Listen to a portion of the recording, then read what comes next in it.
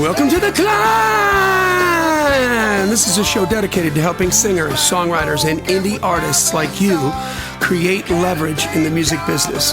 That's what you're going to need to get ahead here, guys. It is a track record. It is proven that you not only know how to be an artist and not only know how to be a songwriter, but you've got stuff recorded. You've got business happening. That's where you're going to attract the pub deal, the management deal, the label, the booking agent, all that stuff. That's why we called it the C.L.I.M.B, C.L.I.M.B, creating leverage in the music business. That's a Baxternym, the first of more you'll get today from my co-host and good friend, Mr. Brent Baxter. Brent's an award-winning hit songwriter with cuts by Alan Jackson, Randy Travis, Lady Antebellum, Joe Nichols, and more. And he helps songwriters like you turn pro by revealing how you can write like a pro, do business like a pro, and then he actually connects you to the pros on a regular basis. So you can find Brent super easy at songwritingpro.com. Once again, that's songwritingpro.com. And I would like to introduce you to my co-host, Johnny Dwinell. Johnny owns Daredevil Production. They're breaking artists digitally by identifying new fans through data. Yes, it sounds complicated, but thankfully, Johnny is smart. If you're looking to increase your streams, blow up your video views, sell more live show tickets, and get discovered by new fans, TV, and music industry pros, then Daredevil Production can help. Daredevil has worked with multi-platinum artists like Colin Ray, Tracy Lawrence, Ty Herndon, and Andy Griggs, just to name a few. You can find Johnny at daredevilproduction.com. That is production, singular, no S, and there's no S because there is no other Johnny D. How you doing, brother? I'm doing all right. I'm excited today. Yeah, what are we going to learn? What are we going to learn? Oh, I'm not excited about that. I'm just excited I'm in the office and away from my 5 kids. Nice. Okay. I'm just kidding. No, I'm excited about what we're going to talk about today. Both can be true, actually, yes. But anyway. You don't have to feel bad about that. I mean, you don't have to feel guilty. Life is good. But yeah, I'm excited about what we're going to talk about today. We're going to talk about your path to success in the music business. And it's a Baxternym. Ooh. Nice. All right. Mm-hmm. Well, before we do that, let's take care of a little business. We know it's a digital world out there, but it's still important to have physical media for today's independent musician. Digital royalty payments are so small that when you're selling CDs and vinyl and T-shirts and hats at gigs, it becomes a super important income generator to keep that tour going once we get back on tour. That's right. For every CD that you sell at a gig, one of these days when we're having gigs again, you sell one CD, that can bring in as much income as 3,000 streams on the streaming service. One CD equals 3,000 streams as far as income. That's a lot of streams. Hey, streams are great. Go get them. But you're leaving money on the table when you don't have merch on the table.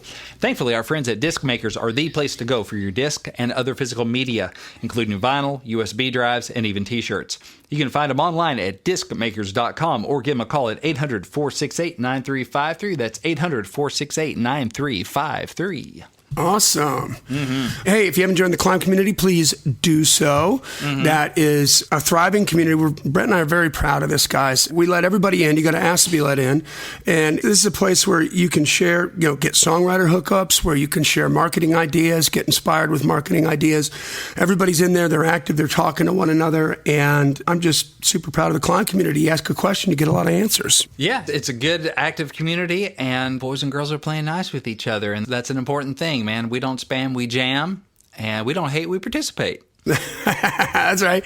Make sure you subscribe to the podcast wherever you consume podcasts so you get all the episodes in a row, and tell a friend about it. That's the best thing you can do. If you found an episode that's really means something to you, that you really liked, then post it, share it on social media, tell your friends and other musicians, other songwriters, other artists about it so we can help them too, and leave a rating and review. We're trying to get to 200. Take 30 seconds, leave that rating and review, whether it's on Stitcher or iTunes or whatever. All right? That's right. And speaking of giving shout-outs, I want to give a shout-out to Stu Crossan, climber Stu Crossan.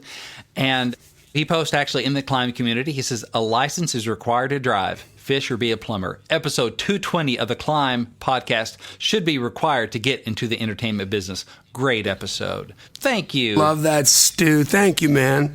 And also shout out to you because that was a Johnny episode. I'm a little jealous, but yes, good stuff. Thank you. Well, the sun shines on a dog's butt every once in a while, right? So, thank you, Stu, for giving a shout out, even in the community, because I'm sure there are folks in the C.L.I.M B community that probably aren't even listening. Yeah. because you know how Facebook is. So we want to encourage them to listen too. Facebook is an odd place. So thank you, Stu. Are you ready to launch into it? Or we have any other business? Yeah, man. Let's talk about path now. All right. So songwriting and the music business is a journey. If you have big dreams for your music, then it is a long journey. And it's been my experience that a wise path is critical to a successful journey.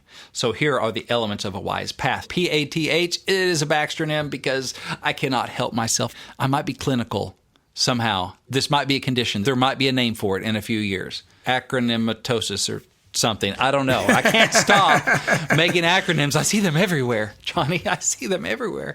Anyway. Baxter nematosis. Something. Baxter acronymatitis. Thankfully, this is a short Baxter name. It's only 4 letters. First one is purpose. Why are you on this journey in the first place? Okay, P is for purpose. Where do you want to go?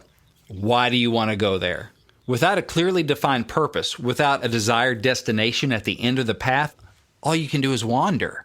And wandering is fine. If you're just out for a nice walk, that's cool. Some days I go out on a walk and I'll wander, and that is great. Not all who wander are lost, right? But if you want to go somewhere specifically, you need to define or find your purpose. What is your purpose? Like, do you write for commercial success? Okay, that's great. I would ask the question behind that. Why do you want commercial success? Is it fame? Is it money? Is it ego? Is it just so you can keep writing? I think more and more that's becoming what it is for me. The ego boost is always great, and the excitement of hitting a target, of getting a cut and a release is exciting. You're like, yes, I'm not totally crazy. I can do this, right? There's that validation, but it's also meaning, okay, with the income from this, I get to write more songs. Because for me, that's the best part, being in a room with buddies and writing songs and feeling like you can actually do something with them, you know? Honestly, I've run into this a lot, especially with maybe people who come to me through the C.L.I.M.B or whatever. And if you're not doing this, if you're not writing songs and singing and trying to be an artist or a musician because it's an itch that you absolutely have to scratch, or you'll be on the evening news climbing a tower with a gun, right, then it's probably not the business for you, you know, because it's got to be something that you have to do one way or the other. Yeah. It doesn't mean that can't be a valuable part of your life, a life-enriching hobby, something that brings you and those close to you joy. It just may mean that you're not supposed to be in the business. Because when you turn it into a business, that's a different beast. I think life enriching is the word there. If it's something that you would do for free just as a hobby and you would constantly do it, then you're on the right track. But without that, if it is just to get attention, if you think it's going to make you rich, then good luck with that. You get the wrong purpose. Yeah. Right. A path goes somewhere. And so this is first defining where that path is going for you. And there's no wrong answer. There's an honest answer or a not honest answer. So whatever the reason, whether you write for yourself, for a hobby, for self-enjoyment, or for commercial success so you can keep on writing more songs or whatever, your purpose is going to define your destination. So that's really important that you figure that out. Some of you may have heard about The 7 Habits of Highly Effective People by Stephen Covey. Famous book, been around a long time. He talks about to be a highly effective person, one of the things you must do, one of the habits is beginning with the end in mind. Yeah. The end you have in mind should be consistent with your purpose. That's one thing you look at going, what is my purpose? This end goal that I have in mind, does that actually fit my purpose, what I actually want to do? Yeah. My purpose, part of it's freedom, flexibility, doing what I love with people I enjoy, and providing for my family with that. That's some of the elements of my purpose. That's why I do what I do versus doing other things.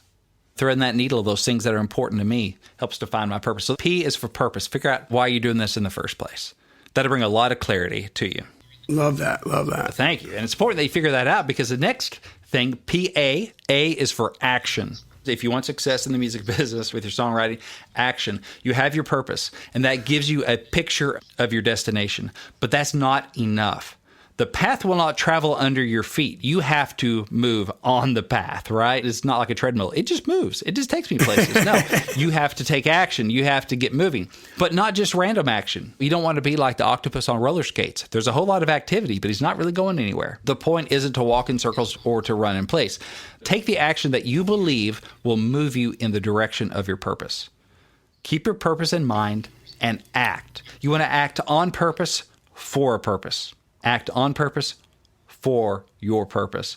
So you want to keep asking yourself if your actions actually map to your desired destination. Before taking on new commitments, ask, will this action move me in the direction of my purpose or not? Can I jump in there Yes. for a second? Mm-hmm. I think if you have the purpose, then it can justify some actions that normally wouldn't make sense on paper. Mm-hmm. Some of the digital marketing courses that I took to master digital ad platforms, when I spent that money, that was money that I didn't have to spend. Mm-hmm. But I saw the purpose of, I'm going to need to know this. We're going to need to move this way. Mm-hmm. And this is how we're going to help break artists. It was a risk, right? It's always a risk when you spend that money. And because I had the purpose, it justified the action. Mm-hmm. And then literally those courses paid for themselves in less than 90 days. Yeah. It was like thousands of dollars. Mm-hmm. The purpose, when you know that, it could be as simple as every time I get a little win or something like that, I'll reward myself by buying myself a book and reading that book and going down that hole for more education. But again, it's all about, I got to get better at this. I need to learn more about how to make this translate on digital, blah, blah, blah. So if you have that purpose and that purpose is solid, it can really help you take some of the right action when maybe an outsider would be like, that's the dumbest thing you could ever spend your money on. Right. It's for your purpose. You know where you want Daredevil to go. You know why it exists. You have your vision for it. And so therefore your actions need to map to that destination that is provided by your purpose. It's a good way to check and go, what side of the line is this on? Get out the big whiteboard, draw a line down the middle. And one says aligns with purpose. The other side is distracts from purpose. And you start listing all the stuff that you're doing day to day. Does this map to my purpose? Is this going to lead me to where I'm wanting to go? Or does it not? Does it not align with my purpose? Yeah. You know, if I want to be an artist, but I'm doing stuff that takes me away from the stage, takes me away from writing, or I want to be a writer, why am I spending all this time doing performing stuff? Is that helping me get where I want to go, or is that something I need to prune? It's your list of stuff. And my purpose, part of it is do creative work with people I enjoy, provide for my family, make an impact, and play at a high level. A lot of the stuff that I'm doing, it maps toward that purpose of that vision of my life. Even the Songwriting Pro stuff, it gets me in rooms that otherwise maybe I would get into for people that I can collab with, that I can be creative with, opens up doors for co-writes and to be with people I enjoy, people like you, Johnny, right? Mm-hmm. So you're someone I enjoy. Wow, look, this action, this thing we're building helps me have the freedom, flexibility, which is important. Hey, can we write? Yeah, let's do this on Friday. Well, hey, I don't have to be at a day job on Friday. This is my gig. I can do this. You know, I have the flexibility to be with someone I enjoy and work on something that's opening doors, helping other people, which is a value of mine. And it all maps toward that purpose of the life that I want to build. Take an inventory. Are my actions mapping to where I want to go? It may not. Like, I'm spending a lot of time watching Netflix. Is that mapping toward where I want to go? Recreation is important and can be an action that helps you get where you want to go because it refreshes you. It allows you to play the long game and avoid burnout. So I'm not saying never relax, but look at it going, this is taking up a lot of space in my life. Maybe I need to limit this. My recreation is getting out of control. I'm too much recreating, not enough creating. What actions do I need to add that will map to my purposeful destination? So you just want to take action on purpose for a purpose. Check in with yourself. Look at your calendar. I think your calendar is a map that tells you where you're going. It doesn't tell you where you want to go. Your calendar is a map of where you're actually going. Yep. You look at your calendar, your appointments, the things you make time for, and what you make time for is where you're going to go. So what are you making time for? You know, somebody said, I can tell you about your priorities by looking at two things, your calendar and your checkbook. Yeah. That tells me what's truly important to you. I believe the same thing. Both those things are maps. What you spend money on, what you spend time on. Those are both maps that are like, where is this leading me? If I project outward from what I'm spending my time and my money on, where's that leading me? Is that leading me where I want to go? If not, you need to make some adjustments. What actions can you take this week to move you along the path? Take some time, think about that. Hit pause, think about that. What actions can you take this week? What are 3 actions, big or small, this week that are going to move you along the path? Well, that's action. That's a huge one. But they're all huge, right? If you don't have a purpose, the actions are just a guess. If you have purpose without action, it's pointless. Are you ready for the next one? Yes, sir. All right, the next one is T, P-A-T-H. T is time. So you have purpose, action, and time. Any purpose worth following is not going to be fulfilled overnight. You have to put in the time. You have to resolve yourself to sticking with it for the long haul. Success does not come easily or quickly if it's success worth having. You want to pack a lunch. Yeah. You want to wear some comfortable walking shoes because this is going to take a while. You have to be willing to put in the time. Also, this means that you have to enjoy the process. If it's grit your teeth with every action you take, you're going to burn out. And that probably means you're not taking actions that are consistent with your true purpose. Because I think if your actions are consistent with your purpose, there's going to be some joy and fulfillment in the journey, in the process of what you're doing. Not everything that I do is enjoyable. Like, Johnny, you and I were talking before we got on the air here about I'm needing to build some ads and do Google Pixels and funnels and that kind of stuff to help build up the Songwriting Pro business so I can help more people more efficiently, which serves my purpose. I'm not good at that stuff and I don't like it. Yeah. But it is action that aligns with my purpose. Yeah. But if everything is like grit my teeth, you're probably not moving in the right direction. If you hate everything, then you're probably not headed toward a good purpose. Yeah. I think if you're aligned with your purpose, you're doing actions over time. For me, it's writing songs. It may wear me out, but I never get tired of it. It may wear me out and make me tired because I'm putting in work, but it gives me energy. Yeah. I'm usually more energized coming out of a co-write than I was walking in, no matter how hard I work. You just get pumped, man, when you hear that song or that recording. It's life-giving to me. Yeah. And so you can put in hard work and end up with more energy than you started. Other things, figuring out Google Pixels and Facebook ads, life draining. So there's going to be some of that. That doesn't fire me up. Like, when can I hire you, Johnny? That's so exciting to me to come in and be like, we got to figure out how to communicate, how to get some people's attention, how to explain to them clearly who you are and what you do and how you can help them, and then create that path right down to being more closely involved with you through the Songwriting Pro group or getting better at their songwriting, et cetera, et cetera. Yeah, where I'm like, let's do a jam session at Songwriting Pro or a Know the Pro event where we're on live with people. I'm interacting with other songwriters and taking and asking questions and answering questions and that kind of stuff. That's fun stuff. That's cool. The whole process of getting them in, not as much.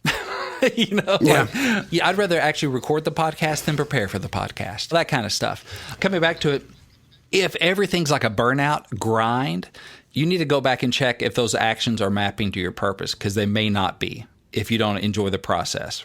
Enjoying the process is what keeps you energized for the long journey. It's important that you uncover your purpose and you commit to actions that map to that purposeful destination, because then enough of those activities ought to be life-giving, energizing, confirming of your purpose that you're on the right path, that it gives you energy to go for the long haul. You have to commit, this is going to take time. Overnight success is not a thing. Yeah. You have to be able to do it for the long haul. You need your purpose. You need to do action over time. Not like, I'm going to bust it for a week and see if I'm in the top 10 yet. Ain't going to happen. Something else to add to that. Take an inventory of your time. I wrote a blog 5-6 years ago. The title of the blog was, What Are You Doing? Yeah. If you take an inventory of your time and where you're spending your time now, then wherever you put that time, that's where the outcome is going to happen. Mm-hmm. So if you are working 3 shifts a day, trying to work overtime and make money at the job that you don't really like because you want to make some more money and you're not putting enough time towards writing songs or being an artist, doing the marketing, recording, all that kind of stuff, then that's going to suffer. Whatever you're doing right now is where the outcome is going to happen. Something sounds so stupidly simple like that, but people get stuck in a rut. I can't tell you how many conversations I've had with artists, and I'm like, how much time did you spend on this last week? For instance, like marketing. Well, I'm just frustrated because I need a booking agent. I need this. I need blah, blah, blah, blah, blah. Okay, well, how many more people knew about you this week than last week? Well, I post stuff on Facebook. Okay, so right there, you clearly are ignorant on how that works. Right. And I don't mean that as a slam, like uneducated. Yeah. You're not stupid. You just don't know. Yeah, and you're not putting any time into it. So if you don't put the time into it, how can you expect that it will grow? If you're not, it's not okay to be frustrated with the outcome. And you got to look and say, okay, if I need to change the outcome, I'm going to need to put some more time in it. Yeah. You ready for H? So we need a purpose. We need to take action over time. And it leads us to H, P-A-T-H. The H is habit. So a habit is what multiplies the effect of our efforts. We need to take purposeful action taken habitually. Oh, look, that's another acronym. Look, purposeful action taken habitually. Boom. Path. It's like a bonus action. I told you I might have a condition. So that's when all your positive momentum starts adding up like a snowball rolling downhill. This is an autopilot. We're not talking about taking the path of least resistance. When you're still keeping your purpose in mind and taking action again and again and again, that's the habit. Habit doesn't replace thought. Thoughtful, purposeful action is your habit. Here's an example. Maybe a purposeful action habit is coming up with more song titles. I need the habit of coming up with more song titles because that tracks toward my purpose. That's an action that tracks toward my purpose of being a pro songwriter, for example. I would say try habit stacking. Pick a habit that you already have, something you do several times a day.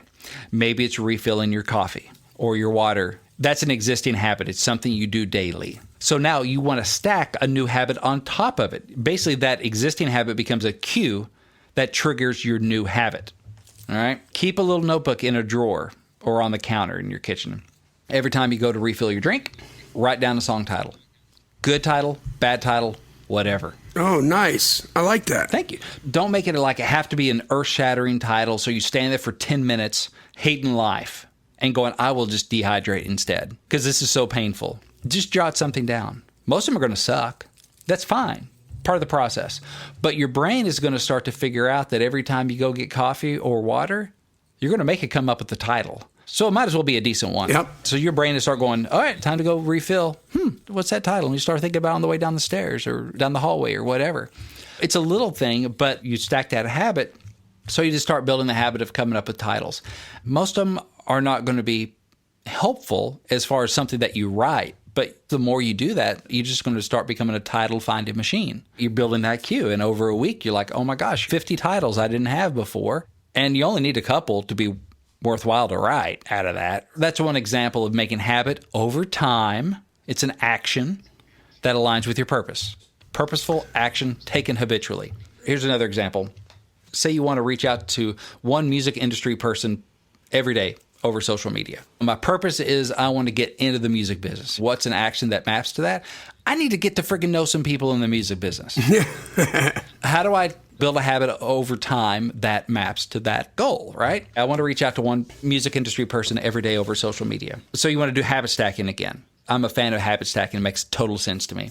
What's my anchor habit? Well, my anchor habit is pulling up Facebook. It's something I do several times a day, right? If my goal is one industry person a day, then maybe the new habit you stack on top of it is the first thing I do the first time I'm on Facebook every day. So if I pull up Facebook for the first time that day, that's my cue, it's my trigger, it's my existing habit. First thing I'm going to do is comment on a post by a music biz person. Maybe you send a message or a DM each day and say something of value. My trigger is I get on Facebook first time of the day. The habit I'm stacking is when I do that, first thing I got to do is find somebody in the music business that I've connected with or that I haven't connected with yet and make a comment, DM, message, do something to add value. So this isn't a ask, and don't you dare just pop on there and say, hello. Yeah.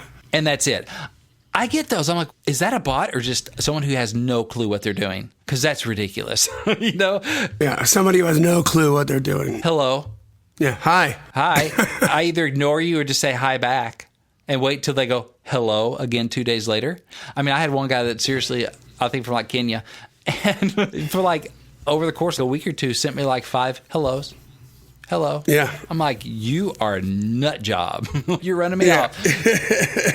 So don't do that. That is not a conversation starter. That is awkward. Don't just say hello. Find something of value to say. Just start with a compliment. If this is somebody that you want to connect with, say how much you love the song, one of the songs they wrote. Say how much you appreciate their production skills or how well they sing. Or, man, you're part of the John Party crew. Dang, he is blowing up, man. I really dig his stuff. Awesome being part of that team. You know, a compliment goes a long way.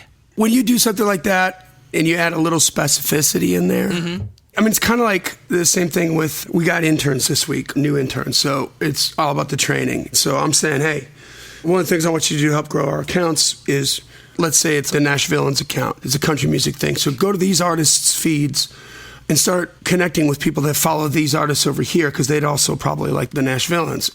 I want you to go on their feed. I want you to like 3 pictures that really pop out to you. And then I want you to comment on one specifically so that they know that you looked at the picture. Yeah, it's real. Right? There's a real person there that noticed something. Wow, that guitar is cool. What year is that? Or ask a question to start the conversation. But what a great concept. When you just get an email, somebody like, hey, just wanted to reach out and tell you guys, I saw this, and this happen, and I know that you played a big role in that. Congratulations. You're knocking it out of the park. Wow. Who doesn't like that? Yeah, but it's not just like, you did this with John Party. You're awesome because you work with him. But when you're specific about some stuff that they've done, it shows that you're not just some weird sycophant, that you're in the industry and you're paying attention to what's going on. And who doesn't want to be told that they're doing a good job? Right, yeah. It's a simple thing. So what you do is you stack a habit. What's the existing habit? The first time you get on Facebook for the day, first thing you do is find one of those people. And it doesn't have to take all day, right? You make it small enough, but you're building the habit over time. You know, you start stacking these habits throughout your day. You're like, what am I doing? I'm coming up with 5 song titles a day. I'm reaching out to 1 industry person a day. And eventually that snowballs where somebody might email back and just say, hey, thanks. And then you can respond, hey, man, no worries. And another thing, if you message or DM, give. Don't ask. Don't be an asshole. That's not a good way to lead. I got a story about that one. There was a time when I worked in the short sale industry. I worked as the sales manager for a national short sale company after the meltdown in 2008, and lots of people's homes were upside down. When you owe more than the mortgage than the house is worth because the price has dropped and you lost your job or whatever, you can't pay the bill, then it's better than a foreclosure. At one point, because it became this big deal and it was like millions and millions of people were going into foreclosure and then trying to seek better remedies.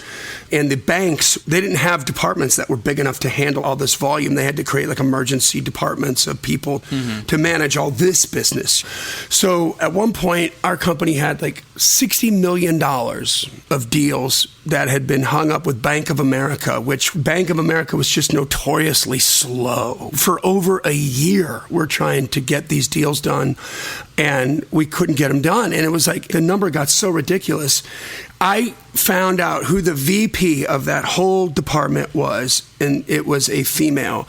I sent her 24 roses with a note that said, first of all, I can't imagine what you're going through right now. Hats off to you guys, because they're handling it. It wasn't efficient, but they were handling it. And you guys got a lot going on, and I just want to say you're doing a good job. And by the way, we got $60 million worth of deals in with your bank, and if you could direct me to the person that we could do to try to get these done in less than a year, that would be so good for both of us. And I get an email back from that person, got to the right person, and we got the 1-year pipeline down to like 3 months.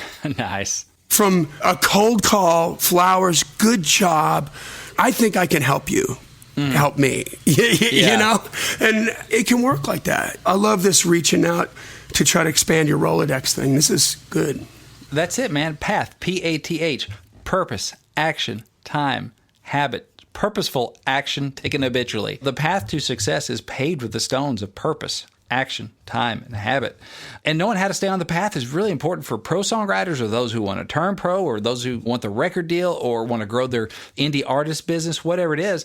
It's really important to stay on the path. So, man, stick that acronym up somewhere. Put it up on the whiteboard and start going through going, okay, what's my purpose? What actions map to that purpose? Time, settle in. And what habits can I take over time? What habits do I need to build over time? They're going to help me do those actions. Right. That are going to lead to my purpose. You start with your purpose, where you want to go, and then you start building the map from there that's going to get you where you want to go. I think that's super important. Does that make sense? Absolutely. When we post this in the C.L.I.M.B community or wherever you might see it on Songwriting Pro or wherever, hop on there. Let us know what you think. Let us know, hey, what's your purpose? Yeah. What actions are you taking? I want to know. You know, what habits are you building? Are you trying any of the habit stacking stuff? What's working for you? What's not working for you? We'd love for these episodes to be conversation starters, whether in the C.L.I.M.B community or elsewhere, because that's where people can share ideas. I've shared some of mine. Johnny's shared some of his. But, hey, we're only 2 brains. Admittedly, really, really big brains. But there's so many of y'all with so many experiences that can add to this, and we would love for you to add to this. I think it would be great. And speaking of adding brains to the conversation, I want to let y'all know about something cool we have coming up for Songwriting Pro Plus members, which are the folks that are subscribers to Songwriting Pro, monthly subscribers, biannually or annual subscribers of Songwriting Pro. We have a Know the Pro event coming up. We do these at least quarterly, and it's free for members. So it's no extra price or anything. We don't sell tickets. If you're already a subscriber, you get your invitation in the email. We bring in a pro in the music business. Could be a publisher, producer, A&R person, writer, whatever. And for an hour, we hop on a Zoom call and you ask them your questions face-to-face over Zoom. You got a question burning a hole in your brain? Now's the time to ask. And we have a great one coming up on May 26th. We have multi-hit songwriter Steve Dean going to be joining us for Know the Pro. Steve wrote Cuts by George Strait, Joe Nichols, Alabama, Reba. His biggest hit is a song for Rodney Atkins called Watching You. It was like Song of the Decade kind of thing. It was played so much. Nice. Multi-week #1. Huge hit for him. He said, I've been watching you. Dad, ain't that cool? So that was a big hit, but he's had other hits. He had, I think, a #1 for George Strait called Roundabout Way. And he's been around a minute. And he's just a pro in the business. So this is your chance to ask him your questions. I start off asking about half the questions in the beginning, get the conversation rolling, pull out some stuff that I think is really important to know. Then we open up to member questions. We record them, and if you can't join the live event, all the previous Know the Pros are sitting in the members area of Songwriting Pro that you have access to if you're a subscriber. We've had Matt Dame. We just did one with him recently. He's been one of the top demo singers in Nashville for years, talking about how to get the most out of a demo singer, how to get the best performance, how to record stuff remotely. We've had Hall of Fame songwriters like Byron Hill. We've had Song of the Year songwriters like Jimmy Yeary in there. We've had music publishers and all that. So even if all the ones you missed, if you're a member, you can go in and watch all the ones you missed. Be a fly on the wall. That's coming up May 26th. If you want to get the details, you can just go to songwritingpro.com. We have links for how you can join the community. If you're already a member, just keep an eye on your email, and your invitation link will be showing up soon. It's songwritingpro.com. All right, guys. Well, that brings us to the end of another killer C.L.I.M.B episode. Join the C.L.I.M B community if you haven't done so. Subscribe to the podcast wherever you consume podcasts. Make sure you leave a rating and review. We're trying to get to 200, and tell a friend about it. If there's value that you're getting out of this, help us help somebody else. And that's the best thing you can do on our behalf, right? This podcast exists because we want you to win. So keep on climbing. And we'll see you at the top.